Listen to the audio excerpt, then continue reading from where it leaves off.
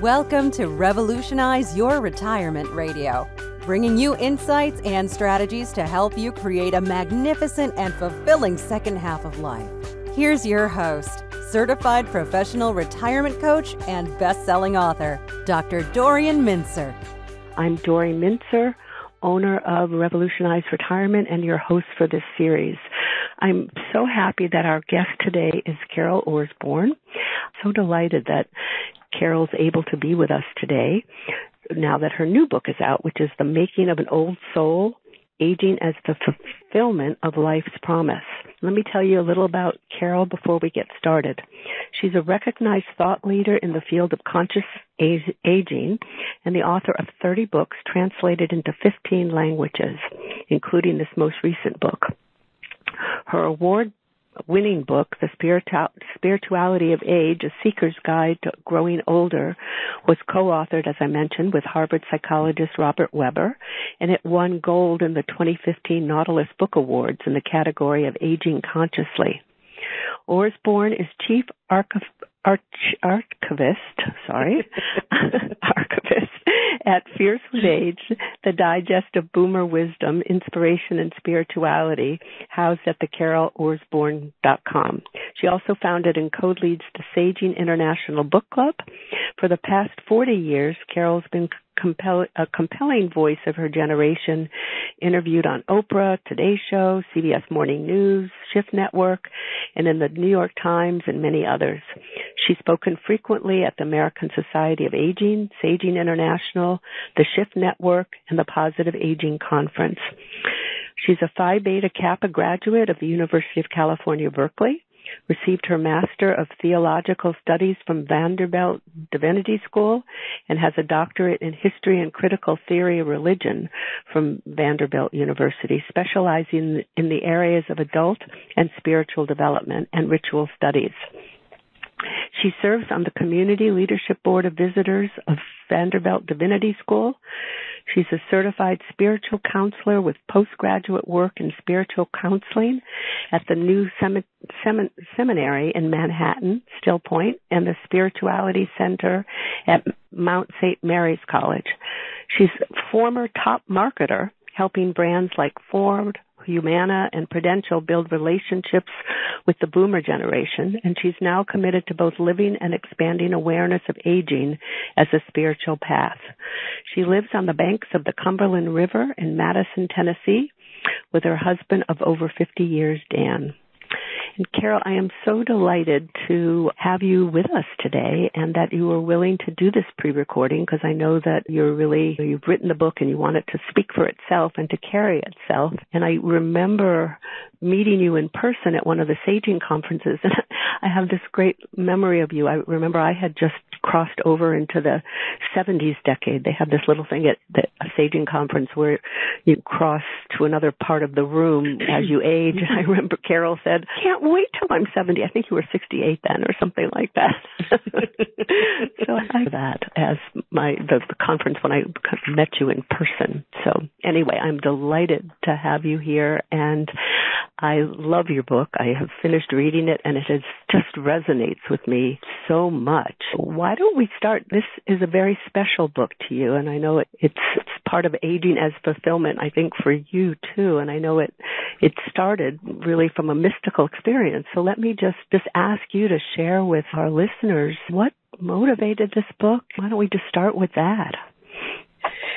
Oh my gosh. Listen, by the way, I'm blown away. I'd like to meet this woman you just described.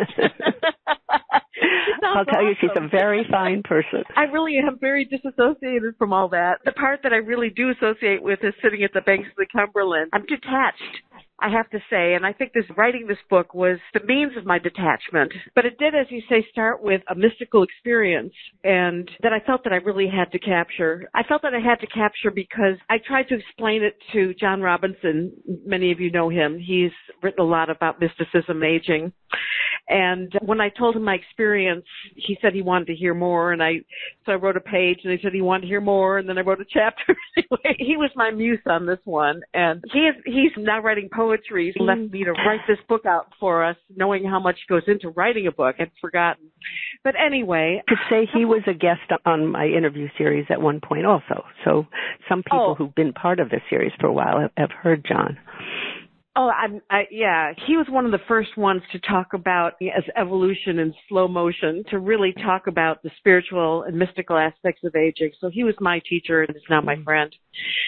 But I've known this for years and years, but a couple of months into the pandemic, I've pretty much been housebound, scared to go out, and I finally realized that I thought of a place I could go walking where I didn't have to be afraid of other people, and that was the cemetery. There's a beautiful cemetery near our home, and it was the first time I was able to walk outside without a mask on, and that very day I'd heard about first of my friends had come down seriously with COVID, and we had lost our dog, and it was just bad. And things for me hit bottom, and I went out to the cemetery just to air my head out and be in nature where I usually have some solace, but what happened blew my socks off. It was much bigger than that. You mentioned all my credentials and everything. So what I am an expert in is in life stage and spiritual development, how we go from birth all the way through life. And I had studied all the social scientists, psychologists, philosophers, and all that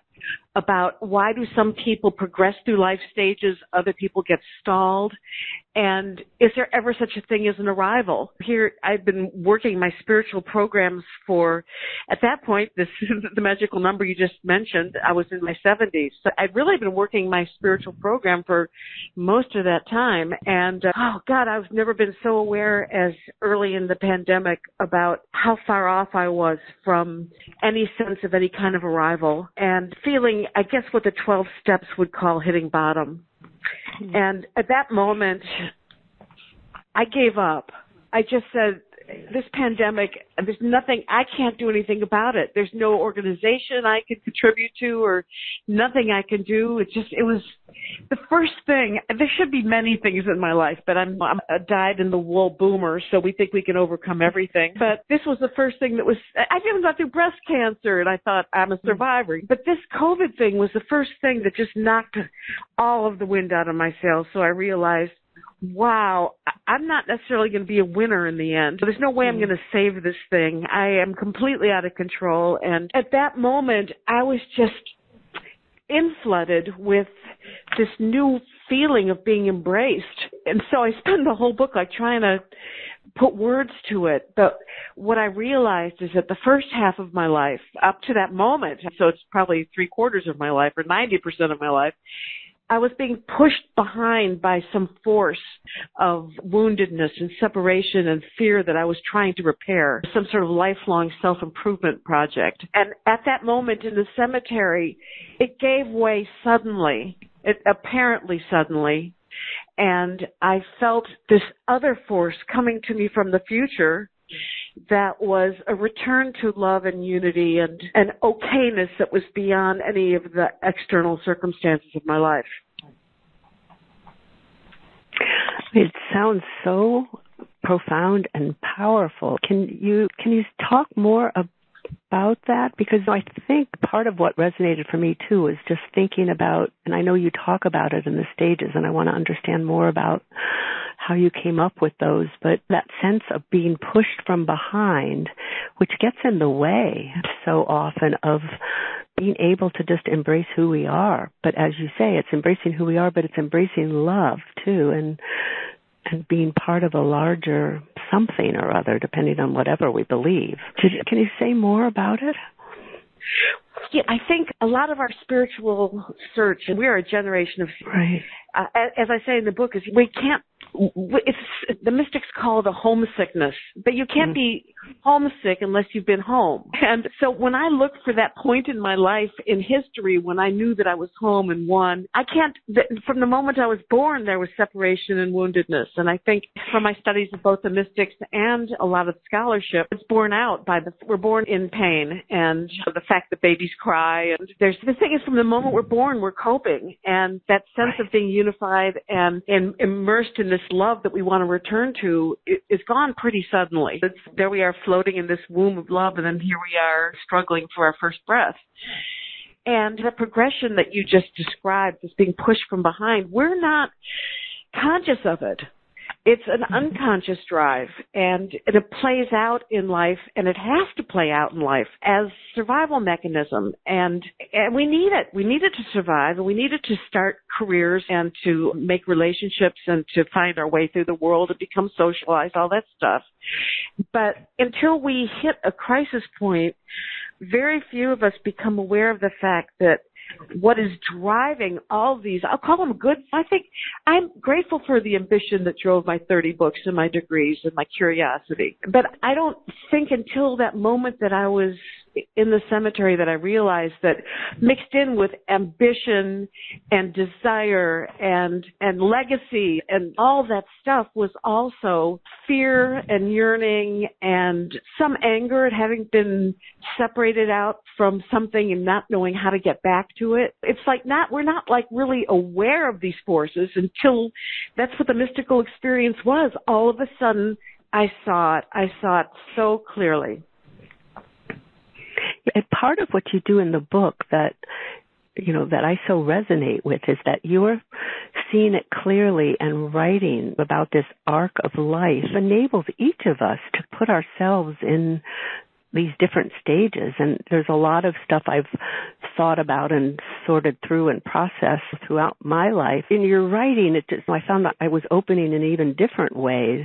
So I'm really encouraging people. I really recommend that you read it and read it chapter by chapter. And Carol actually has a study guide that makes it helpful.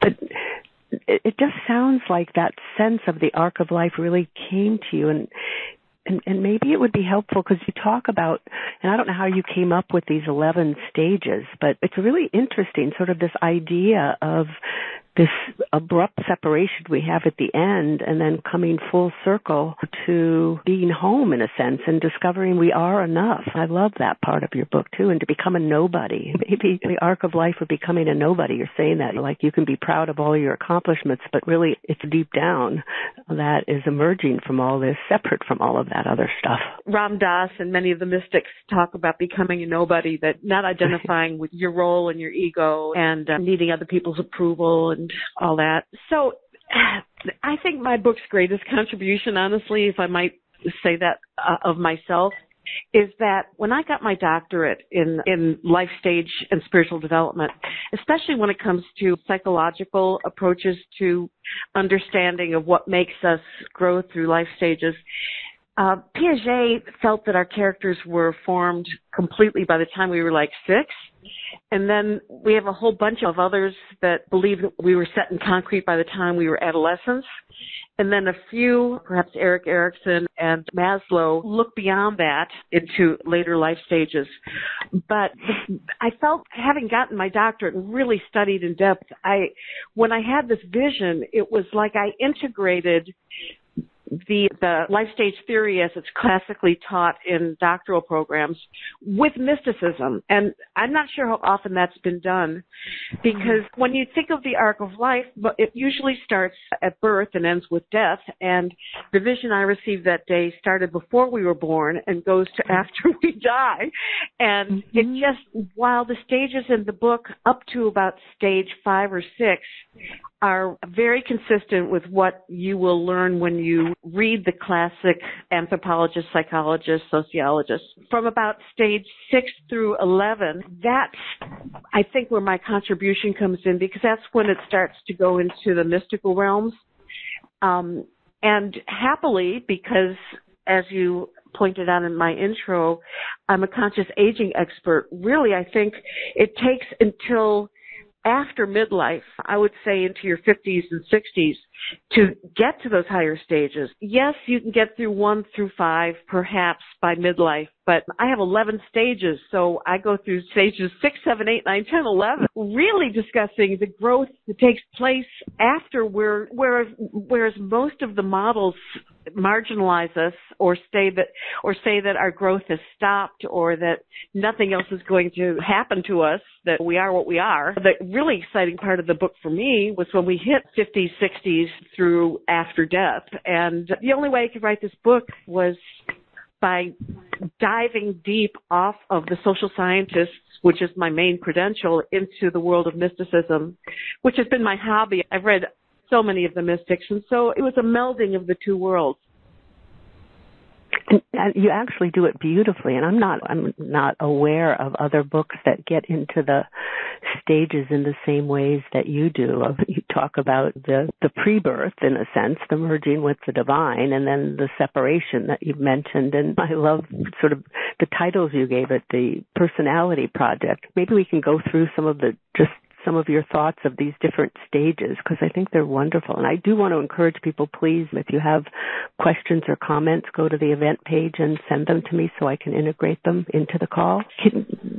Can you talk a little? I don't even know where to go because there's so much richness in what you were saying, but you talk about like the Personality Project, and I'm just going to mention the stages because I think for those who haven't read the book, and then we can keep talking about it, but Personality Project, unintended consequences, exercising power, and then the masks, and that's such an important part of how we get through this world so often is performing, wearing masks, and then dismantling the masks, and then the void, and then conscious aging, and the big reveal. And it's just profound the way you go into it and integrate your understanding of both adult development and spirituality. I just would love you to keep talking.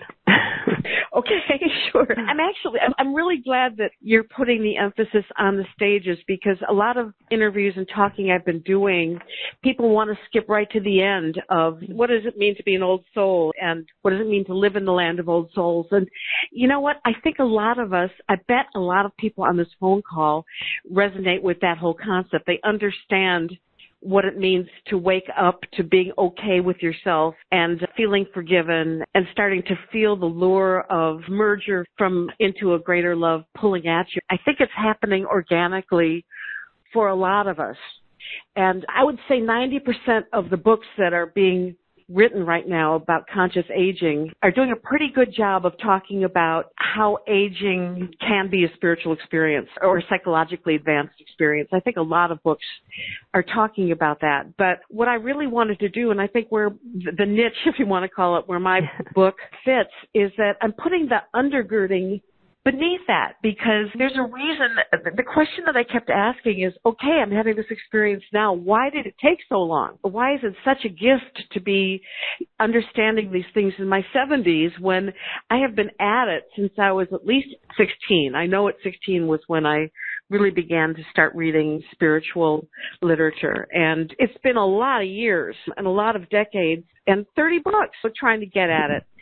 And so this book was a way, and the mystical vision I received and writing it, taking the time to write out the book, is a way to help us all, me, myself, but all of us understand why did it take so long and what was going on, and was it wasted time or was it useful time?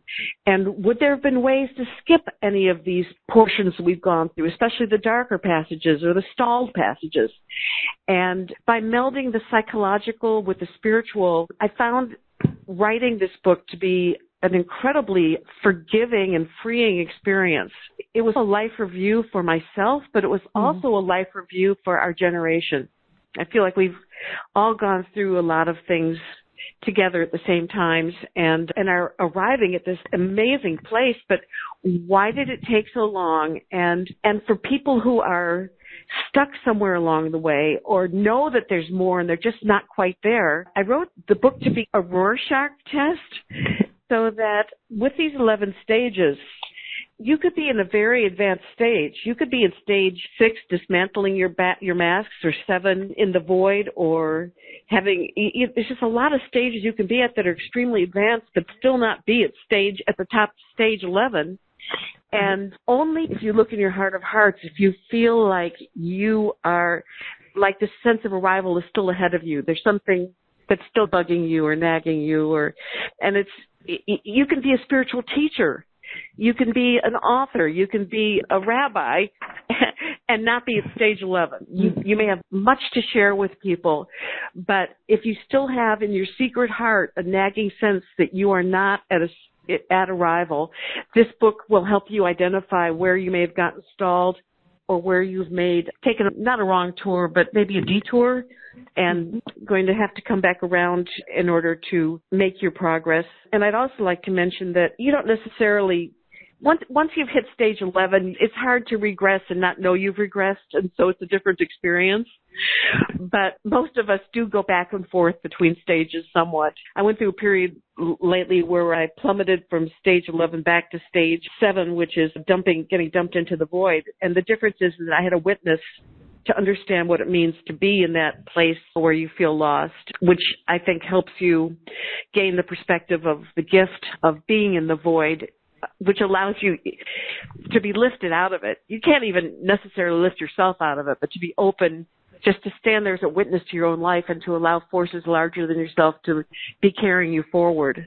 I think that's what these stages are about. And I think it's part of the depth of the book that it becomes, for each of us, a reworking process, if we so want it to be. But I really do agree that it's the arc of life and the stages for our generation, because there's so much emphasis now in becoming this conscious aging, and I love the concept of old soul. There's so much in our life, and I agree, it's not wasted time, although it can feel that way at times when you think about the masks or the void. It so resonates in the spiritual side of just all these transitions that we face, all these letting goes, all these not knowing, new beginnings, going forward, going backwards. I always say to clients, a few steps forward and a few steps backward and all. Your book speaks to that, and with some examples both of yourself as well as from other people, and then integrating some wonderful leaders along the way. Maybe talk more about the void. I'm not sure if people who haven't read it know what you mean about what you're really questioning, the status quo and all of that. Yeah, just before I get there, I do want to point out that I think you've really said some really important things here, because the arc of life, as I learned going for my doctorate, was that aging, the peak of life, whether it takes place at age 6 or adolescence or midlife, nobody ever saw the peak of life as old age. Old age was always the sad, slow decline, or the going out to pasture, or serenity where you may be serene, but you're also powerless. But it didn't have any kind of purpose or meaning of its own. And in this vision that I received, and that I think so many of us are exploring, I would be so bold as to say that, and this is so out of sync with society, but here I go, that aging is actually the purpose of life. It's the well-lived life. Not all aging is like that. You can age poorly too, but those of us who have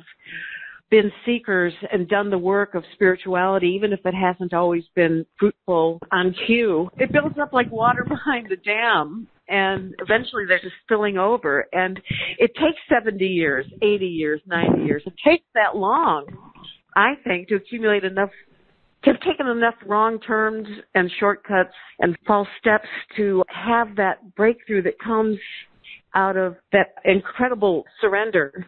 And you ask about the void, and the void is, it's the place where you just lose your grip. You just know that you are not in control of whatever it is. And it may not only happen once to you in life, because the thing we do as soon as we start to get it back together again is try and reconstruct a new mask so we never have to go in that void again. Until you've been in the void often enough and long enough and repetitively enough that there's a permanent imprint on you that basically says, this is not your show. You are in a dark night, and you are hopeless and there's nothing that you can do about it. And I refer to the 12 steps in the book and in my conversation because I think the 12 steps are really important in showing how until we hit bottom of the void, we're all addicted to something. It's obvious if you're addicted to alcohol or drugs or something like that. But the rest of us are addicted to taking care of other people, worrying about our kids, seeking approval, trying to be successful. The things that our society encourages us to use as masks without calling it masks. We don't know that we're taking on masks. We're just trying to make our way through the world towards happiness and wonder why it doesn't sustain. And it doesn't sustain because when things are imposed on us or we accept them out of a sense of wanting approval or trying to fix things that were never ours to fix, they're not built on a solid foundation. And on some level, that sense I was talking about being pushed from behind, there's some anxiety, some stress that is powering us until we collapse entirely and start asking ourselves the bigger questions of meaning and purpose that can't be fixed with. In my case, I don't know if there'll be another book. I do know that 30 books came because I wanted to be happier and to understand more than I'd understood in the past. And writing books is my way of, it was a great life because on the one hand, it was condoned by society. But as I think about it, I wrote 30 books. Each book took a full year. And during that year, I would be out of touch with people in terms of friendships and the like to a minimum. So I realize now, actually, after finishing this book, that in a way I spent 30 years as contemplative. I hadn't realized that's true.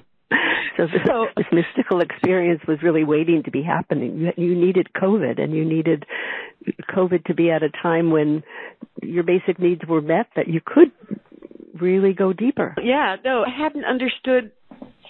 I hadn't seen myself accurately. I saw myself as a person I'm going to be really honest with you and your listeners, because why the heck not, right?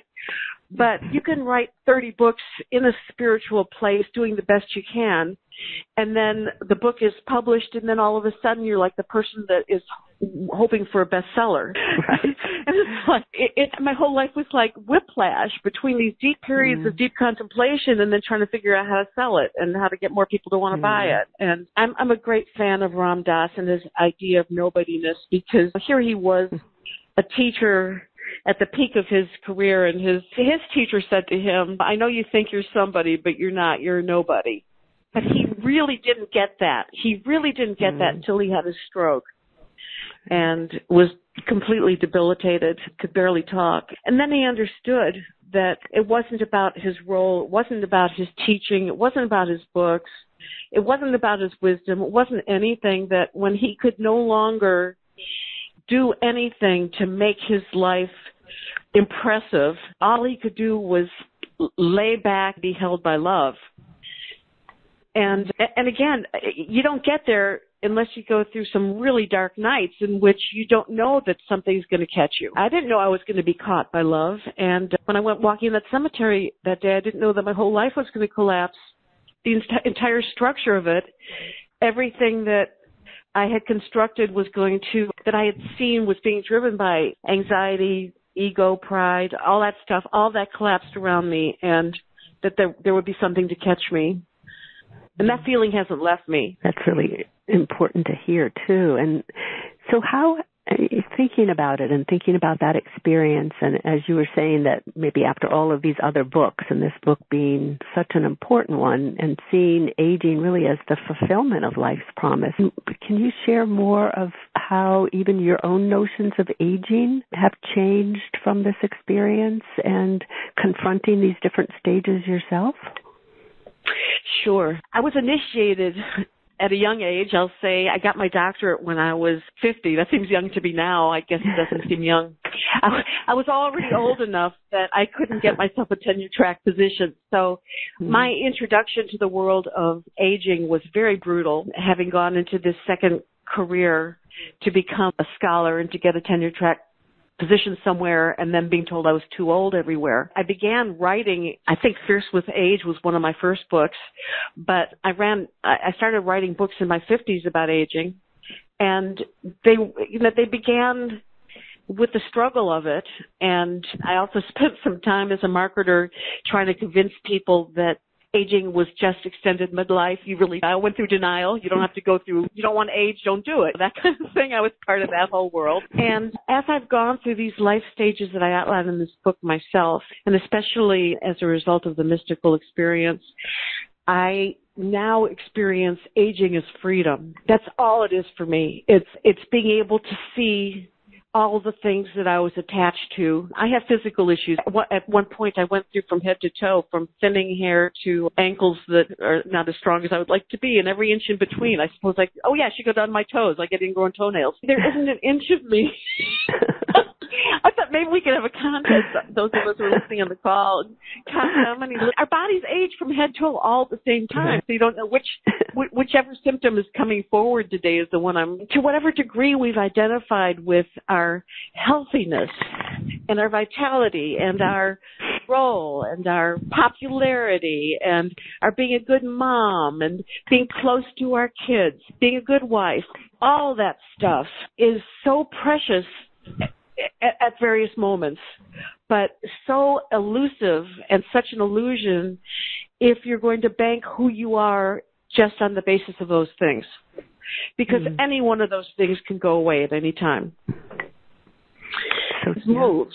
Kids die. Our bodies are not dependable in ways that they used to be. You can have 10 great successes as a book and your newest book bombs and nobody wants to publish you. It's like questing after those things offer momentary highs and can even sustain many years. But aging is when the truth of everything is presented to you in a way that you can no longer avoid. It's like all or nothing. You can't sit here and you have to understand that it's all going away. We are going to die. All of this is going to go away. And this force that reached out from the future to bring me into itself, I realize has been with me all my life.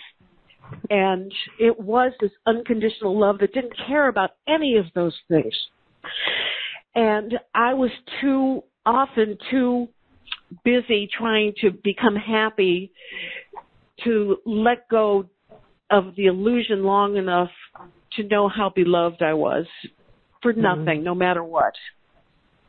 And now that I'm old, and so many of the things that I had put my hope into, even who our elected officials are, the state of the world and the environment, there's so much that has just collapsed underneath our generation's feet that we could either sink into despair and never rise from it, or we can use our despair as a dismantling tool to get rid of all the masks and to get real. And for me, getting real means truth-telling about my life, my world, but also how beloved I am, even in my inadequacies. Which is that's so powerful. And the process and task, hopefully all of us can allow ourselves to have. But it means confronting so many of the hurts and disappointments and the ways that sometimes we have distorted certain things or heard things in selective ways. I know in my own situation, but I also in your book, you mentioned about how if it's okay to bring it up since it's in the book, but the way you held on to what you thought your mother's last words were to you, and that it wasn't that, but that informed you for so long. And I totally resonate with that, having had a complicated relationship with my own mother and being with her when she died. That's part of the freedom of this book, is that my mom is long gone, and I was able and willing to take some risks in terms of telling stories about my life that I couldn't or wouldn't have wanted to tell at a younger age. But it's so interesting because while I was writing the book, I was writing a lot about earlier stages of my life that were in reactivity to, my mother was not a very loving mother, and I think a lot of us whose moms came out of World War II were these Iron Maiden types, that they weren't squishy, loving, hugging people like many of us aspired to be.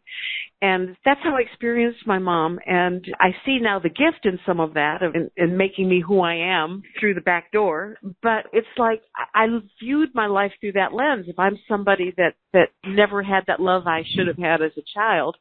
And when my mom went through her death and dying experience, I remember her saying to me towards the end, this is what I thought her last words were, basically, that I suck all the air out of the room.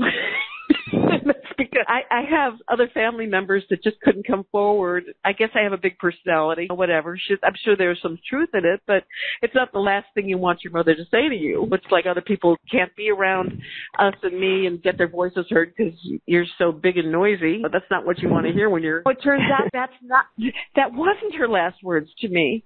It's just what I thought they were. I found my journal that I'd been keeping at that time. And her last words to me was what a beautiful daughter I am and how much she loved me. And so a lot of the point of my book and the life stages is that as long as we're holding on to the story of our life as opposed to the reality of our life, it's often built around false narrative and feels real. You think it's real, but it may not be real. And I believe now, as I look over the course of my life, that I was much more loved and beloved than I gave my credit for, and that my progress through life stages was almost like being passed forward hand by hand by forces larger than myself, some which I thought were tragedies or crisis, but all in service of this place that I finally got to. That is beautiful, and I think that's the hope for all of us in being able to read and work with your book. But I want to bring in some of the questions from listeners now, if that's okay with you. Sure. Diane from North Carolina says, it makes sense what you said about birth and how we're born in pain and that we go on from there. She was just saying, I really like that perspective. And I know in the first part of the book, you even talk about how it used to be. I don't think you said it doesn't happen anymore, but not only was the whole birthing process painful, but then often we were spanked to get the crying going. You know? Right. Welcome to the world. They don't do that anymore. They don't do that anymore, thank God. Super. I'm glad that Diane picked up on that, because I think that's the piece that's missing out of contemporary scholarship and the science of life stages, is that sense of we don't have some people say that like the rainbow children, that they're born with smiles on their faces, but I wasn't one of them. I'm thrilled that there may be. But as long as you mention that, I'd also like to mention that I have been very influenced by Ram Dass and some of the other mystics who point out that just the same way that we are born in pain, we may die in pain. I think to spend these precious years of our life trying to have the perfect death is also a waste. We have to live our life fully and embody it. And I think for me, what's become more important, I was really focused in almost a phobic way on trying to have a good death. I want to go out serenely with a smile on my face. And I don't think I have any more control over that than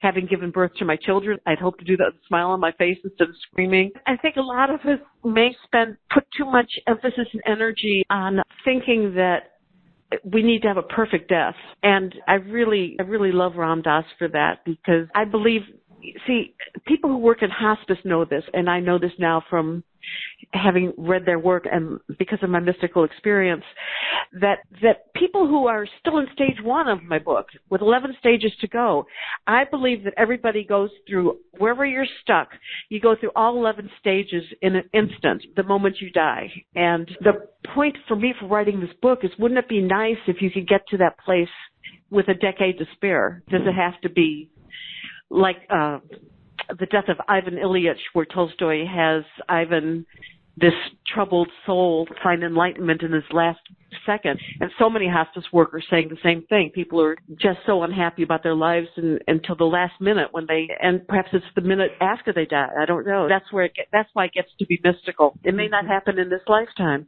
but I believe it happens. I believe that where we came from, we go back to it. I think it's beautiful.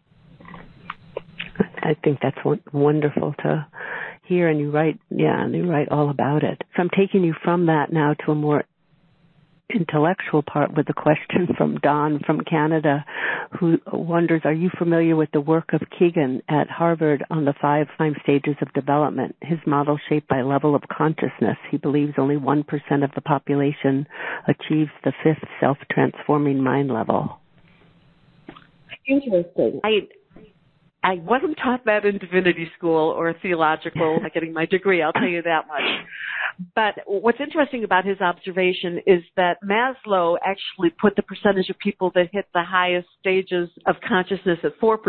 This is very advanced work. It really is. Right. And that's, I think, part of the fun of my book is having people who I think are very advanced, like I say, gurus and teachers and like that, identify themselves as being at stage 9 instead of 11 or whatever, just to see where you're at. And again, if you have any suspicion that you are anything other than arrived, even if arrival contains sadness or some degree of separation in it, there's this witness that makes the experience very different, that you're probably not at stage 11. I think I'm going to look up this person's work, Keegan's work. It sounds really fascinating.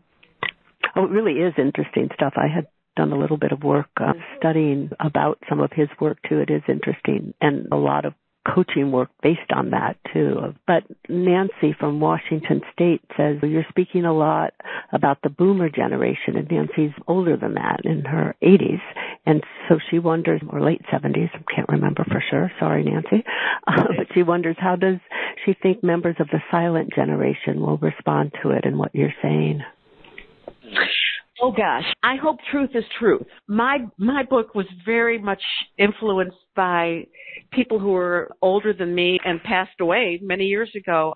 Florida Scott Maxwell is a big influence, who passed away 50 years ago at the age of 85. Joan Chittister is older, and Pema Chodron is older. I think mystical truth, Evelyn Underhill, mystical truth is perennial wisdom. I have always spoken to the boomer generation because specifically, and this is I think a difference between the silent generation and the boomer generation, is that boomers, as the dominant ethos of the majority of the generation, at least as I always thought it to be, I'm learning more about the generation the older we get, but I always thought that the dominant ethos was that we were seekers. And Wade Ruth Clark, the social scientist, called us a generation of seekers. And there's certainly plenty of us who thought that we could use our will, wit, and energy, ingenuity to solve whatever problems hadn't been solved yet.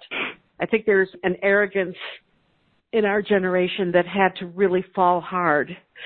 And so perhaps this whole trajectory I'm talking about with these stages is more pronounced with the boomer generation. I think the silent generation, from my experience, are either still asleep but just doing what they were taught to do, or went through the crises of World War II and depression and all that kind of stuff and woke up very early, and perhaps are skipping some of the earlier stages in my book. But I don't think think that from the void on forward in this book, it's pretty universal. And again, you'll see so many citations. I tried to use as many mystics and scholars as possible to support my mystical experience. I think they'd informed me subconsciously or unconsciously, but I also wanted their affirmation. And I do have to say that I'm really proud of the people who have endorsed this book, particularly those of us who are fans of the work of James Hollis. His work is so deep and so helpful. And the fact that he gave me a ringing endorsement meant a lot, because being a scholar, I went off the deep end, and it would be very easy to feel vulnerable talking about my mystical experience and personal experiences. It makes me very vulnerable as a scholar, but I just decided that there was something more important than preserving whatever that was. I'm glad you took the risk, because you do integrate, as you say, adult development, the spirituality, Jung, Hollis, shadow work, all of it is part of the work of these stages that you're talking about. It makes me think about another aspect that I'm just wondering of, since I had the near-death experience at one point when I almost drowned and people saved me, and my life really did. All parts of it went in front of me, and vows, and it had a profound effect and changed my life. When you were saying about at death, within a moment, all 11 stages are there, does it seem that at different stages when it's not the same as the dying, I guess, but, and maybe from your hospice work or reading some more of the sages and seekers, do people who've had the near-death experience, does it often work, I don't know what to call it, a kick in the butt, something that maybe gets people more quickly into that void to then have to come out of it? Or, although I do agree that the stages are back and forth, it's not linear. So I think of it, that thing about life passing before your eyes, I think it's real. Mm-hmm. And I think it is a life review. And I don't think it matters. Those of us who've done life reviews, and I do consider this book to be a life review, although I write it as a work of scholarship and mystical literature. By reviewing the stages of life, I was also reviewing my own life stages. I think that happens at deeper and deeper levels. Mm-hmm. And I think that I was in the bookstore the other day and I saw some 16-year-old pop star who's done a life review. Big life so far by a 16-year-old. And so I think we revisit our whole life if we've got a bent in that direction. Not everybody wants to take that step back perspective and try and look at the bigger picture. And so I think for those people, like my mother had a life review on her deathbed, and she and I were holding hands, and my life with her was flashing before my eyes, but I realized it was from her perspective. It was another mystical. I've had many mystical experiences, but she was not an introspective person, and she had never done any personal growth work whatsoever. And for me to see it from her perspective and ask for forgiveness within this moment that we were holding hands has given me this sense that I think sort of doesn't, it's maybe perhaps a way to finish up any unfinished business. And maybe some people have finished their business before they die. I'm wondering based on some people I'm meeting now who are in really experiencing very enlightened, free stages of existence that they couldn't have imagined. I think of Florence Scott Maxwell, who at 85, her adult children and grandchildren got on a boat to go across the ocean, and in those days she knew she would never see them again. And she felt the grief incredibly deeply, but out of that came a sense of the perfection of life and a feeling like everything was as it was meant to be. And she says there are those moments when everything falls into place like that. And I don't believe that Florida lived consistently. She was a Jungian analyst, by the way, that studied with Freud and wrote her memoir about aging called The Measure of Our Days. It's brilliant. But she doesn't sustain it. But I'm beginning to think of maybe part of the evolution of, I'll say the boomer and beyond generation, because certainly there are 80-year-olds who are in this place right now who are my teachers. Connie Goldman is a good example of that are moving into a place where it's sustaining. Maybe that's the evolution, not just to touch it and leave it, but maybe we have the opportunity, the cohort of people who are aging now, to, I call it the land of old souls, that maybe we're finding each other and supporting one another and accelerating our pace of being able to understand each other when to the outside world it might look like failure. It might look like we're not going to publish that next book, or our kids live in France or whatever, or our husbands passed away before us, or whatever our tragedy is, that there are those of us who are finding spiritual sustenance and greater freedom than we'd ever expected, or beyond what we'd expected to experience. That's lovely. And is that how you would define an old soul? Or how would you, there's so many levels to it, but I just wonder, I know we have to pull together pretty soon here, but. So that's a perfect question for right now, because the mystics all talk about merger with the divine, or being merged with love. And I know that every single person listening to this call has had those moments, the sunrise, the sunset. What happened to me as a result of this mystical experience is that trees talk to me now. They talk to me through the wind in their leaves. And I walked to exercise. I walked the same neighborhood before this mystical experience and after. But before I had a goal, I would listen to peppy music and I would try and get around the block in a certain amount of time. And after, I slowed my pace down because I could feel, I got to know each tree. Again, COVID, it's like I never got hardly ever past my neighborhood walking round and down the same circle. But what a gift to get to know each tree and to have it speak to me of things grand and larger and small and sweet, and to have the voice in my mind. Oh dear. I'm sorry, we're having an Amber Alert. Oh no. Oh. We'll stop in a second. Oh heavens, okay. Okay, hopefully that's it. Oh, God, doesn't it just break your heart? Yeah. Anyway, yeah, maybe that was God's way of telling me, remember, it's not all ecstasy. It really isn't. Yeah, that's true. You talked about that, of the pain at the different times. So, yeah. Yeah, being appropriate to the moment, but undivided. I think for me, an old soul is someone whose voice in their mind stops going from judging and using fear and anger and all that kind of stuff to keep pushing you forward.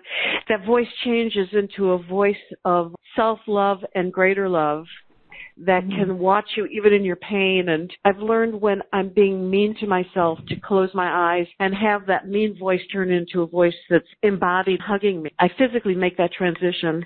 And not that you don't have to make the transition. I'm not trying to say that there's this place that you are living in where you're transcendent forever and ever, but you have a new set of skills. And your fail-safe is loving yourself, not kicking yourself forward towards some imagined goal. I think that's such an important part of it. It's tied into what you say throughout the book of coming finally maybe to this place as we're older, the sense of I am enough. And it's the more being rather than having to do in order to be enough, to be more whole, which is whole in the old soul. I think this has just been so wonderful. I think part of the silver lining of, if there's some silver linings of COVID, is the being able to go inward. And I think for all of us, for you to have been able to go inward too and have this mystical experience, which you've then been able to put in writing and share with us. Because, as I said at the beginning, I think it's a book that everybody who is so inclined, as you say too, not everybody is as interested in it, but to think about going within and going through those stages of confronting if we so desire, so we can emerge more whole and experience aging as the fulfillment of life's promise. It's just such a beautiful title of a book too. So so I want to remind people, first of all, this has been pre-recorded, and I want to give this code that I have to give for people in the Certified Professional Retirement Coaches Program who are listening to this. It's ORS423. So again, ORS423. And maybe, Carol, can you, before a final takeaway from you, just let people know about your website and the resources and study guide. I know I'm mentioning all this, but you can mention that how they get that and how they get your book and all of that. Awesome. Okay. The sort of central hub of everything is carolorsborn.com, which is my name.com. And there you will see a book club study guide, which can also be used for individual journaling. But this book has been discussed in many book clubs, and so I wanted to give a series of quotes from the book and suggested questions to discuss, and that's there. It embodies the entire Fierce with Age archives. I folded it into this website. So for 10 years, I read every book about spirituality and aging that came out and summarized it and looked for quotes elsewhere. And so the archives are also on this website. And it's just it's a hub for so many great resources to read the books that inspired me. There's also recommended books. There are my blogs, which I've done over the years. There is a free, believe it or not, spirituality and aging retreat, self-guided retreat, the 15-week self-guided retreat that you can just download and take. At this point in my life, I just decided to make everything free. Just throw it out there. And the website also has how you can contact me if there are questions you want to ask me. I'll tell you right now, it's corsborn@aol.com. But if you forget that, just go to carolorsborn.com and you'll see there's ways you can communicate with me. And you can subscribe to this thing because when I do write a blog or I'll be mentioning this show and things like that, you can be informed as to what I'm up to. Although I don't know how much I'm going to be saying. I don't know how much I'm going to be up to. Once you get super happy, just walking amongst the trees singing to you, I don't know what else there is to say. I'm not a poet, so I don't want to turn it into a product. I just want to do it. I just want to be out there with singing trees. Which I think is wonderful. I'm so delighted that you were able to share this time with us. And a final kind of takeaway for people who are listening? Wow. I guess the main thing is that I think there's a lot of sweetness in this book, but I don't really want people to think of it as a sweet book because I think that if you really live through the 11 stages, you have to call on such courage. For me to tell you that when you first invited me, I'm sorry, I'm not going to market or promote next year. I've spent 30 years in certain life patterns that define who and what I am. And I think it takes incredible courage to step out of your life, especially if you've had a good life and a rewarding life, to say, okay, what else is there? I am curious, what does freedom look like for me? And to be right now, honestly, I'm sitting with, I would say, a happy confusion and some mystery and a lot of courage.